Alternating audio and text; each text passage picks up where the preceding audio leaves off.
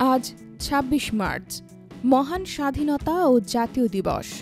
গণপ্রজাতন্ত্রী বাংলাদেশ প্রতিষ্ঠার ৫৪তম বার্ষিকী। ১৯৭১ সালের এই দিনে বিশ্ব মানচিত্রে আত্মপ্রকাশ ঘটে নতুন রাষ্ট্র স্বাধীন বাংলাদেশের। ৭১-এর অগ্নিঝরা মার্চে পাকিস্তান সরকারের বিরুদ্ধে অসহযোগ আন্দোলন চলাকালে ২৫ মার্চ মধ্যরাতে পাকিস্তানি সামরিক বাহিনী নিরস্ত্র জনগণের ওপর অতর্কিতে হামলা চালায়।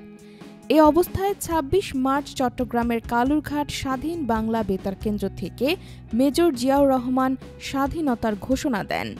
এরপরই শুরু হয় মুক্তিযুদ্ধ।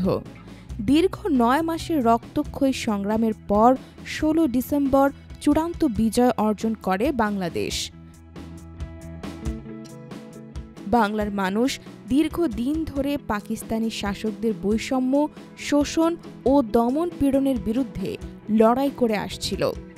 ১৯৫২ সালের ভাষা আন্দোলন, ১৯৬৬ সালের ৬ দফা আন্দোলন এবং ১৯৬৯ সালের গণ অভ্যুত্থান সেই সংগ্রামের পথ তৈরি করে।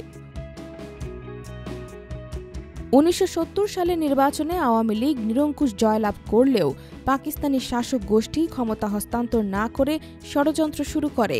এর প্রতিবাদে মার্চ মাস জুড়ে অসহযোগ আন্দোলন চলে, যার চূড়ান্ত পরিণতি হয় ২৫ মার্চের গণহত্যা।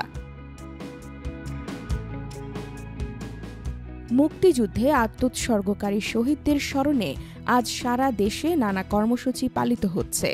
জাতীয় স্মৃতিসৌধে রাষ্ট্রপতি ও প্রধানমন্ত্রী শ্রদ্ধা নিবেদন করেছেন। এছাড়া বিভিন্ন রাজনৈতিক, সামাজিক ও সাংস্কৃতিক সংগঠন দিনব্যাপী কর্মসূচি পালন করছে।